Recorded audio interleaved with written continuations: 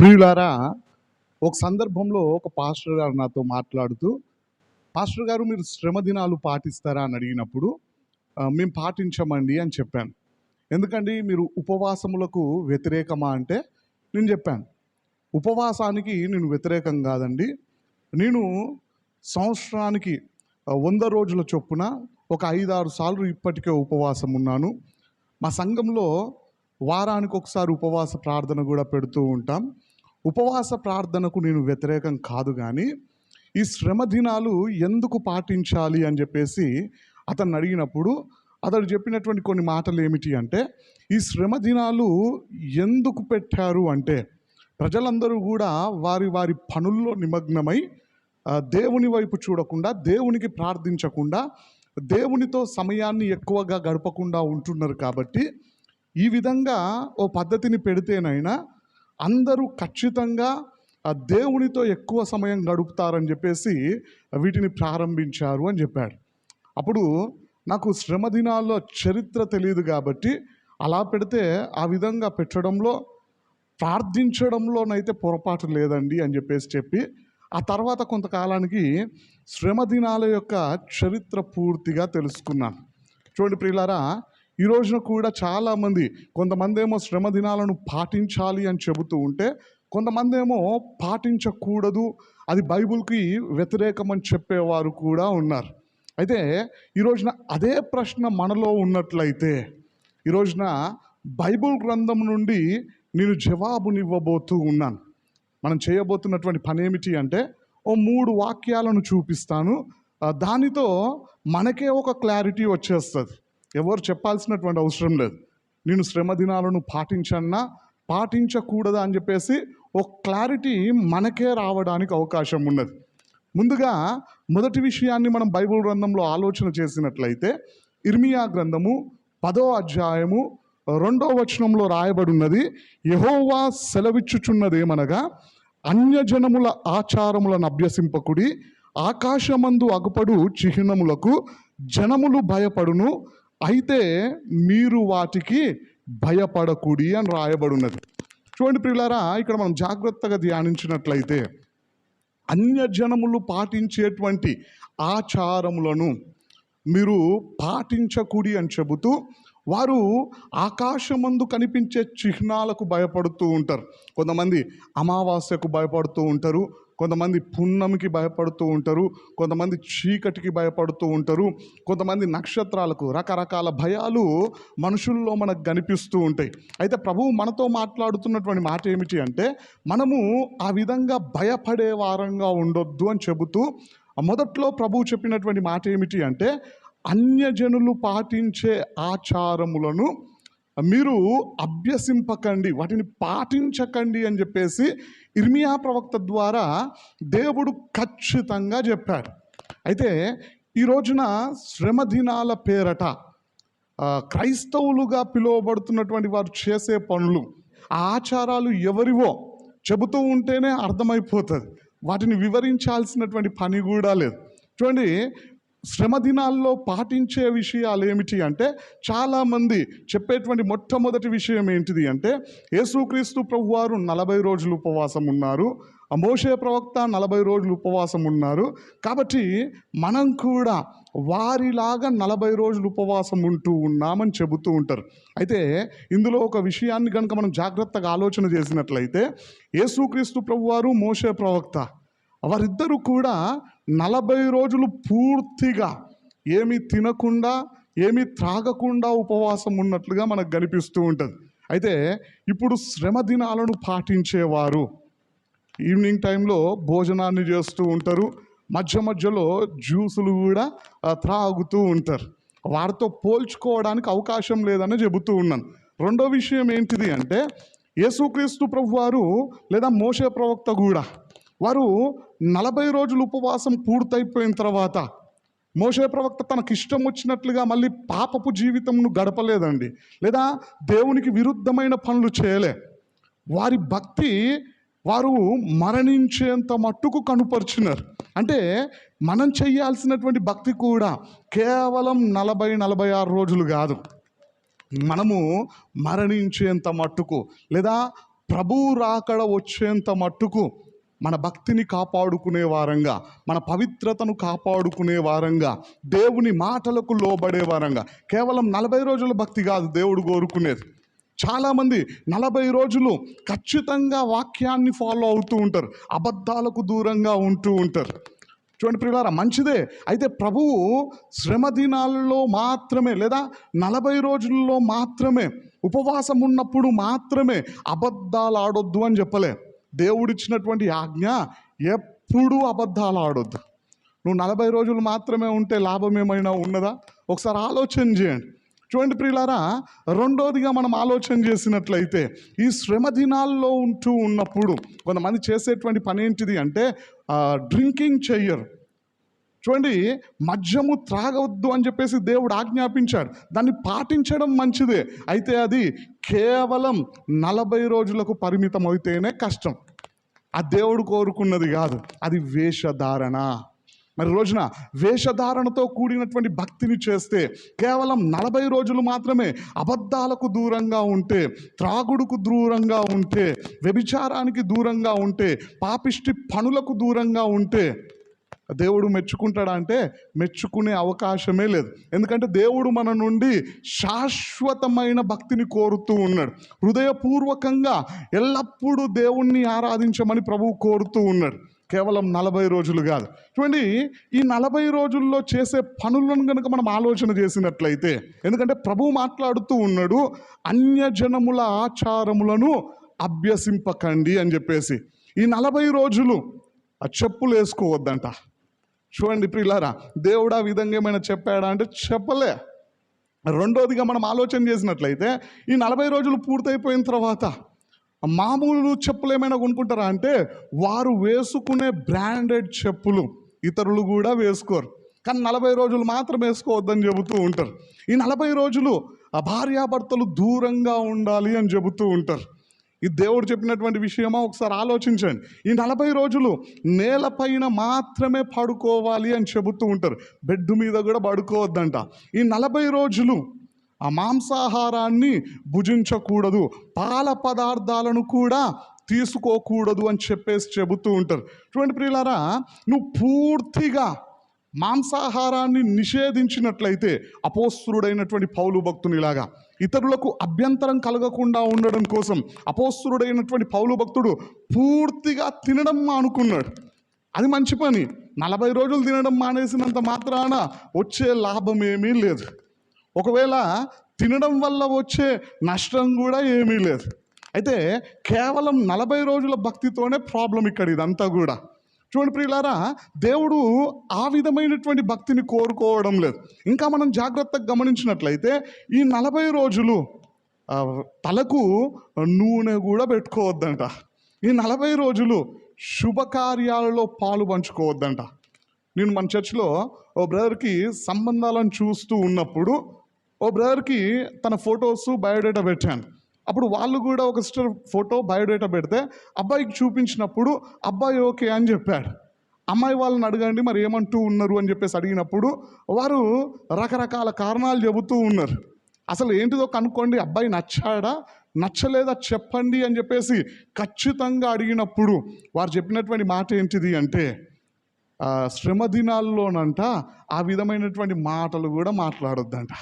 మరి ఫోటో ఎందుకు పంపించారు అట్లాంటి వాళ్ళు? చూడండి ప్రియులారా, నచ్చిండు అని చెబితే వచ్చిన నష్టమేం లేదు. ఇప్పటికిప్పుడే వివాహం చేయండి అని కూడా చెప్పలే. అసలు నచ్చిందా నచ్చలేదా ఓ మాట చెప్పండి అంటే ఈ శ్రమ దినాల్లో ఆ మాటలు చెప్పొద్దని చెప్పారు. అంటే ఈ 40 రోజులే ఆ విధంగానా? దేవుడు దాన్నే కోరుకుంటూ ఉన్నాడా? చూడండి ప్రియులారా, కొంతకాలం కొందరు వివాహాలను నిషేధిస్తూ ఉంటారు. ఉదాహరణకి ఆషాఢ మాసంలో పెళ్ళిళ్ళు చేసుకోవద్దని చెబుతూ ఉంటారు. మన వాళ్ళేమో శ్రమ దినాల్లో పెళ్ళిళ్ళు చేసుకోవద్దంట, లేదా శుభకార్యాల జోలికి వెళ్ళొద్దంట. ఇది దేవుడు కోరుకుంటున్నదేనా?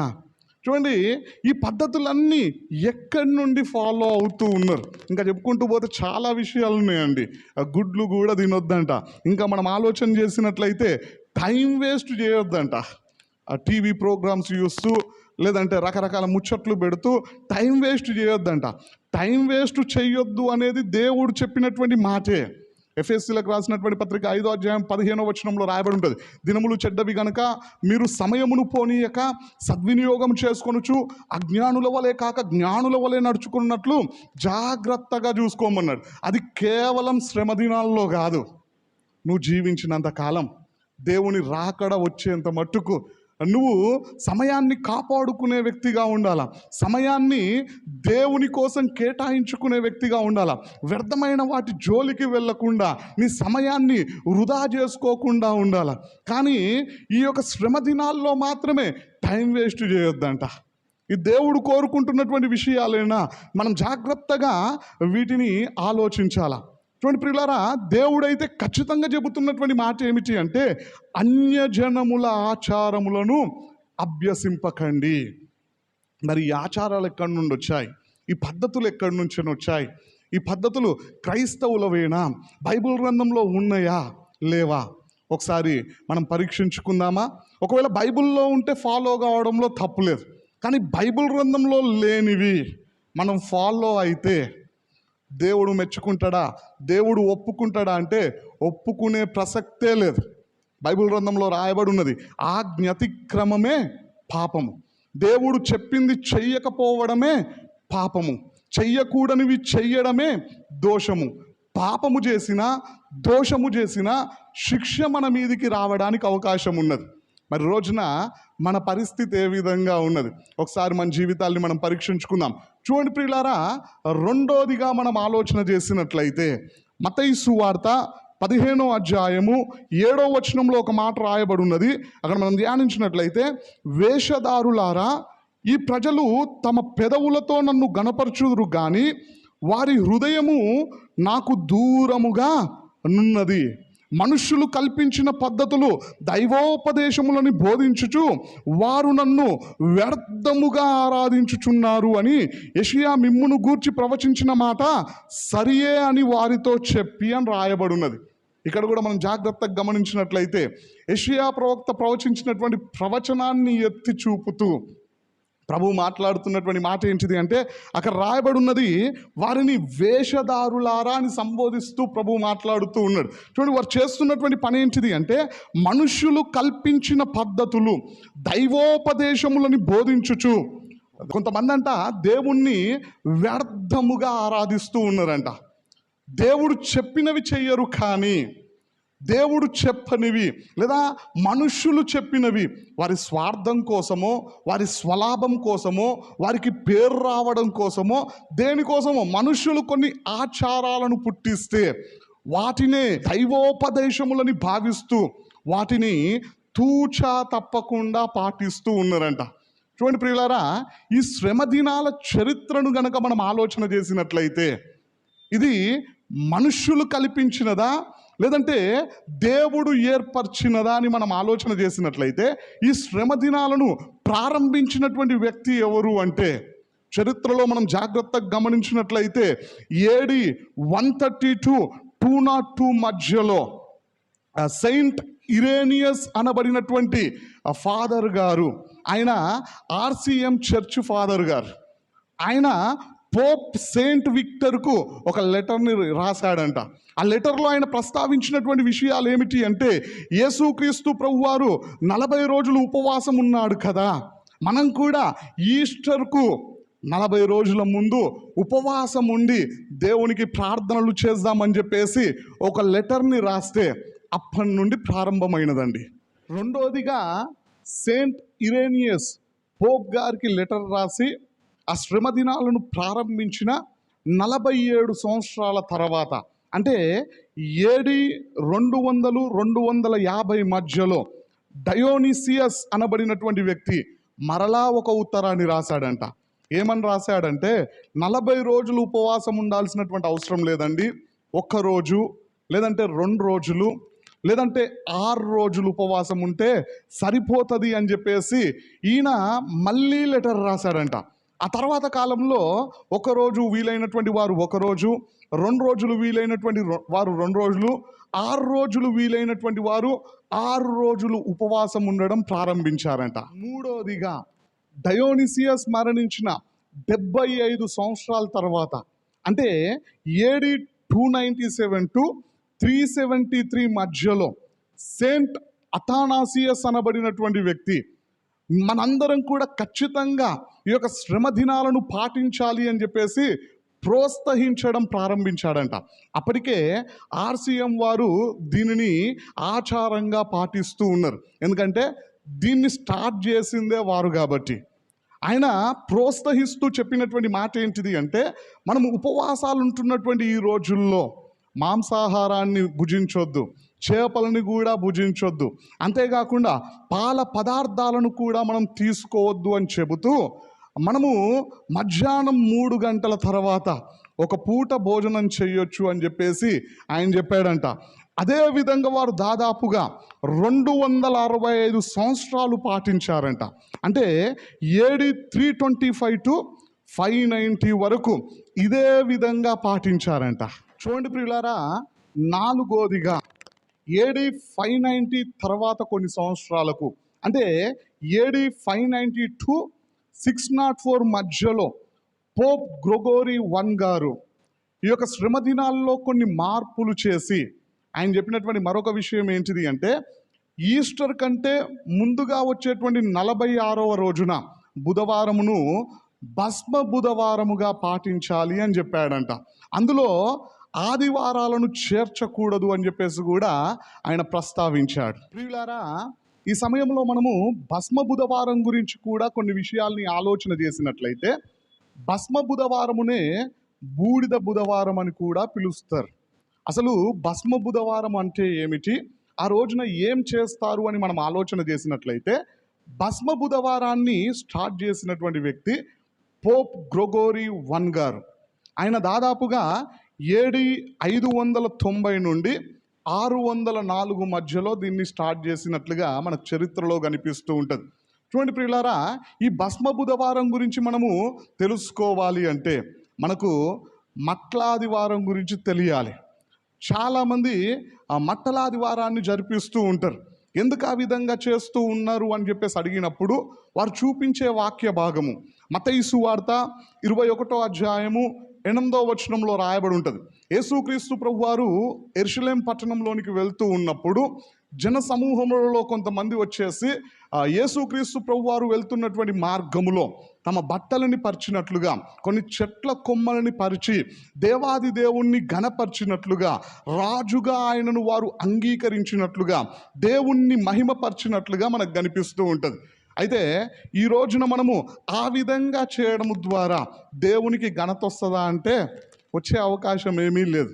చూడండి ప్రియులారా, మరి మనం ఏం చేస్తే దేవుడు ఘనపరచబడతాడు అంటే, మనం దేవుణ్ణి ఆరాధించడం ద్వారా, అన్యజనుల మధ్యలో మన సాక్ష్యాన్ని కాపాడుకోవడం ద్వారా, అనేకులకు సువార్తను ప్రకటించడము ద్వారా, దేవుని నామాన్ని మనము మహిమపరచడము ద్వారా దేవుడు ఘనపరచబడడానికి అవకాశం ఉంటుంది. మనము దేవుని మాటలకు లోబడుతూ ఆయనను ఘనపరచడానికి బదులుగా మట్లాదివారము అనేటువంటి ఆచారాన్ని ప్రారంభించినటువంటి పోప్ గ్రెగోరీ I గారి ద్వారా ప్రారంభమైనటువంటి ఆ ఆచారాన్ని చేస్తూ నేను దేవుణ్ణి ఘనపరుస్తున్నా అని చెప్పేసి చాలామంది చెబుతూ ఉంటారు.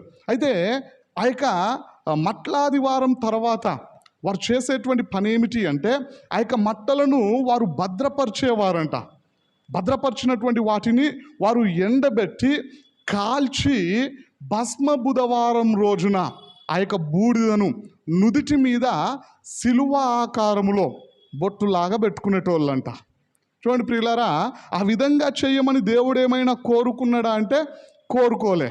ఆ తర్వాత కొంతకాలానికి ఆ ఆచారం ఏ వైపునకు మలుపు తిరిగినది అంటే, కొన్ని సంవత్సరాల తర్వాత ఆ యొక్క మట్టల ద్వారా వచ్చినటువంటి బూడిదను అమ్మే ఆచారం కూడా ప్రారంభమైనదంట. 2007లో ఎమిలీ మెల్లెట్ అనబడినటువంటి వ్యక్తి USA నడుచుకుంటూ వెళ్ళి మరి ఆ బూడిదను చాలామందికి అమ్మాడంట. 2016లో 34 స్టేట్స్లో ఆ యొక్క బూడిదను అమ్మడం మొదలు పెట్టారంట. చూడండి ప్రియులారా, ఆ బూడిదను కొనుక్కునే వాళ్ళు కూడా ఉన్నారు. మన దగ్గర కూడా ఆయిల్స్ని కొనుక్కునేవారు, కర్చీఫ్స్ని కొనుక్కునేవాళ్ళు, దేవుని పేరట అరటి పండ్లను కొనుక్కునే వాళ్ళు ఉన్నట్లుగా ఆ యొక్క బూడిదను కొనుక్కునేవారు కూడా ఉన్నట్టుగా మనకు కనిపిస్తూ ఉన్నది. ఈ ఆచారాన్ని ఎవరు ప్రారంభించారు అంటే దీన్ని ప్రారంభించింది కూడా ఆర్సీఎం వాళ్ళే.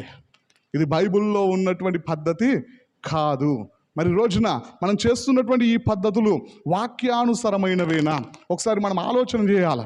ఇంకా మనం జాగ్రత్తగా గమనించినట్లయితే AD 1400లో ప్రొటెస్టెంట్ వారు కూడా, అంటే మెథడిస్ట్ వాళ్ళు, లూథరన్ వాళ్ళు, ఆంగ్లికన్లు కూడా ఈ యొక్క శ్రమ దినాలను పాటించడం ప్రారంభించారంట. అంతకుముందు AD 1400కు ముందు కేవలం RCM వారు మాత్రమే ఈ లెంట్ డేస్ని లేదా శ్రమ దినాలను పాటించేవారు. కానీ AD 1400లో అప్పుడు అందరూ వీటిని పాటించడం స్టార్ట్ చేసినట్లుగా మనకు చరిత్రలో కనిపిస్తూ ఉంటుంది. చూడండి ప్రియులారా, ఇక చివరిగా AD 1536లో జాన్ కాల్విన్ అనబడినటువంటి వ్యక్తి బైబిల్లో లేనటువంటి ఈ శ్రమ దినాలను పాటించడం దేవునికి విరుద్ధమైన పని, వాక్య విరుద్ధం అని చెప్పేసి ఖండించడం స్టార్ట్ చేశాడంట. అప్పుడు కొంతమంది దాన్ని పాటించకుండా మానివేశారంట, ఇంకొంతమంది ఏమో దాన్ని పాటిస్తూనే ముందుకు వెళ్ళారంట. ఇప్పటికీ కొందరు పాటిస్తూ ఉంటారు, కొందరు పాటించడం లేదు. అయితే వాక్యము ద్వారా ప్రభువు చెబుతున్నటువంటి మాట ఏమిటి అంటే మనం ముందుగానే ధ్యానించినాం. మత్తయి సువార్త 15వ అధ్యాయం 7వ వచనంలో మనం జాగ్రత్తగా ధ్యానించినట్లయితే దేవుడు నియమించినటువంటి పద్ధతులను కాకుండా మనుష్యులు కల్పించినటువంటి పద్ధతులను పాటించే వారిని దేవుడు వేషధారులారా అని సంబోధించినట్లుగా మనకు కనిపిస్తూ ఉంటుంది. ఎందుకోసం అంటే వారు దేవుడు చెబితేనేమో వినరంట, కానీ మనుషులు కల్పించినటువంటి పద్ధతులను దైవోపదేశములని భావించి దాన్ని నిష్ఠగా పాటిస్తూ ఉన్నారంట. మరి శ్రమ దినాలను ప్రారంభించింది ఎవరు అంటే మనం జాగ్రత్తగా ఇంతవరకు చరిత్రలో గమనించినాం. మొట్టమొదటిసారి సెయింట్ ఇరేనియస్ అనబడినటువంటి వ్యక్తి AD 130 నుండి 202 మధ్యలో ప్రారంభమైనది. చూడండి ప్రియులారా, అపోస్తుల కార్యములు 2వ అధ్యాయంలో ప్రారంభమైనటువంటి ఆదిమ సంఘము ఈ ఆచారాలను పాటించిందా అంటే పాటించలే. ఇది ఎప్పుడు స్టార్ట్ అయిందంటే AD 130 తర్వాత. అంతకుముందు ఈ ఆచారం లేదు. అంటే ఆదిమ సంఘం స్టార్ట్ చేయలే, RCM వాళ్ళు స్టార్ట్ చేసినారు. అంటే మనుషులు ప్రారంభించినటువంటి పద్ధతి. ఇప్పుడు మనం మనుషుల పద్ధతిని పాటించాలా, దైవోపదేశములుగా దీన్ని భావించి నిష్ఠగా దీన్ని పాటించాలా, బైబిల్ గ్రంథంలో రాయబడినటువంటి దేవుని మాటలకు మనం లోబడాలా? ఒకసారి మన జీవితాల్ని మనం పరీక్షించుకోవాలండి. మూడోదిగా మనం ఆలోచన చేసినట్లయితే లూకాసు వార్త 23వ అధ్యాయము 28వ వచనంలో రాయబడి ఉంటుంది. మనందరికీ తెలిసినటువంటి మాటే. యేసుక్రీస్తు ప్రభువారు వారి వైపు తిరిగి, యెరూషలేము కుమార్తెలారా, నా నిమిత్తము ఏడవకుడి, మీ నిమిత్తమును మీ పిల్లల నిమిత్తమును ఏడవండి అని చెబుతూ ఉన్నాడు.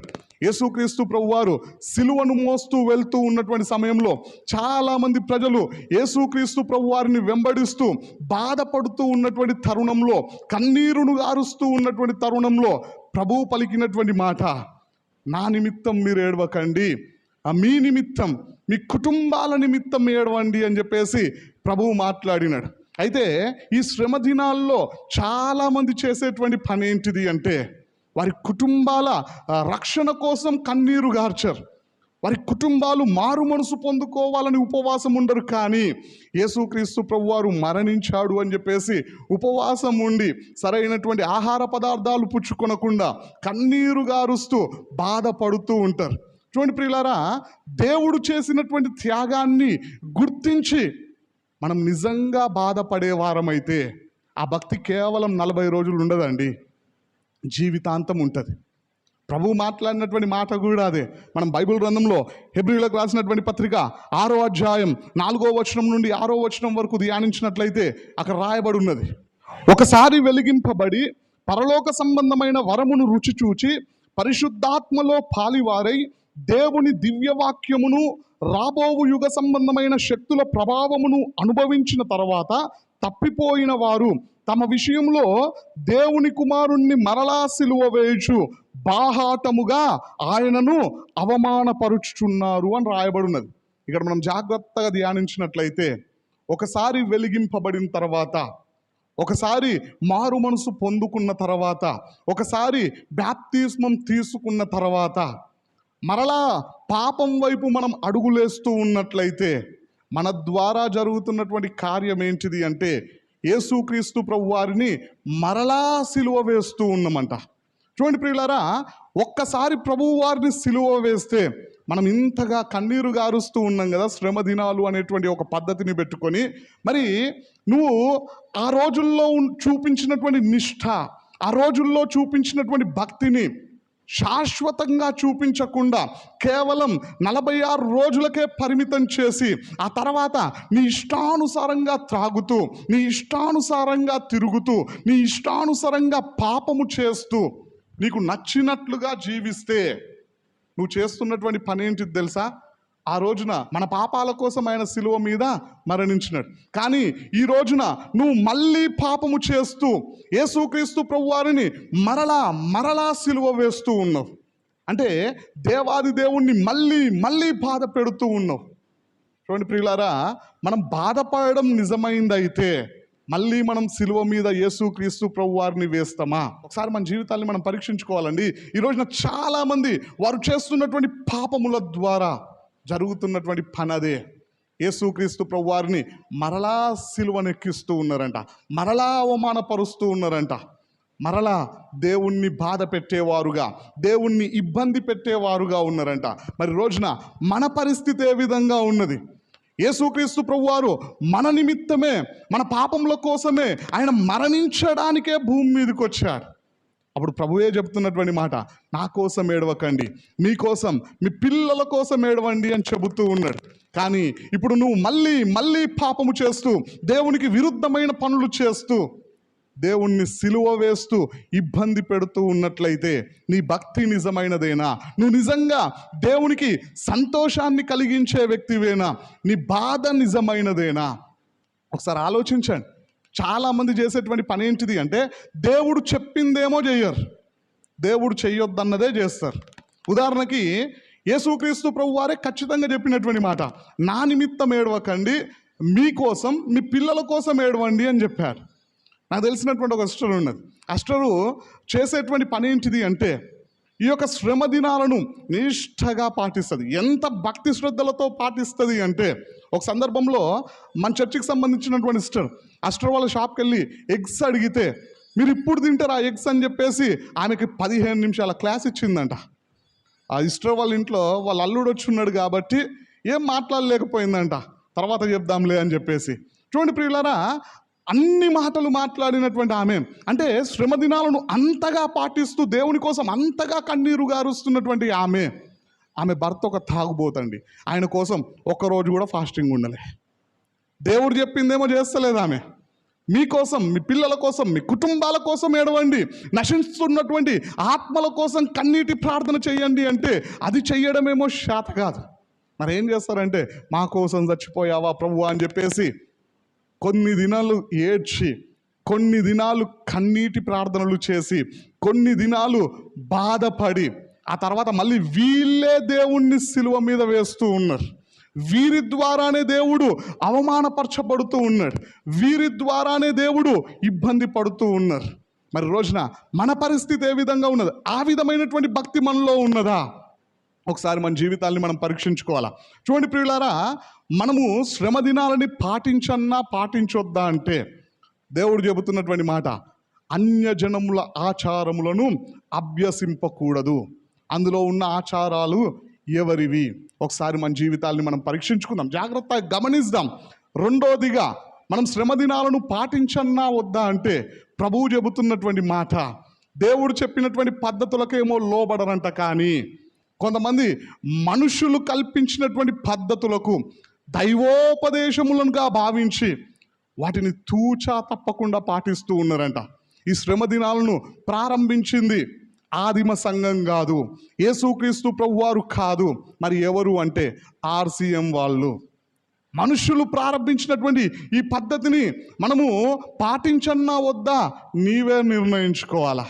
చూడండి ప్రియులారా, మూడోదిగా మనం శ్రమ దినాలను పాటించన్నా వద్దా అంటే యేసుక్రీస్తు ప్రభువారే ఖచ్చితంగా చెబుతూ ఉన్నాడు.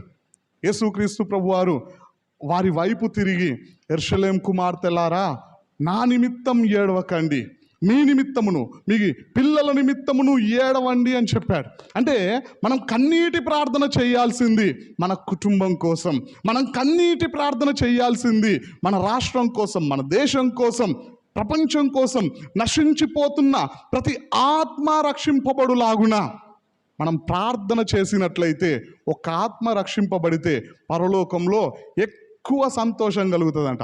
నిన్ను బట్టి దేవుడు ఎక్కువగా ఆనందించడానికి అవకాశం ఉంటుంది. మనుషుల పద్ధతులను ప్రక్కన పెట్టి వాక్యానికి లోబడితే నిన్ను బట్టి దేవుడు సంతోషించడానికి అవకాశం ఉంటుంది. మరి రోజున మనం దేవుణ్ణి సంతోషపెట్టే వారంగా ఉన్నామా, లేదంటే మనుషులు కల్పించిన పద్ధతులను దైవోపదేశములుగా భావించి వాటిని ఫాలో అయ్యే వారంగా ఉన్నామా? ఒకసారి మన జీవితాల్ని మనం పరీక్షించుకుందాం. ఈ రోజు నుండైనా మనుషులు కల్పించిన పద్ధతులకు కాకుండా దేవుని వాక్యానికి లోబడదాం. దేవుని రాకడకు మనందరం సిద్ధపడదాం. ఈ కొద్ది వాక్యాన్ని దేవుడు దీవించునుగాక. ఆమేన్.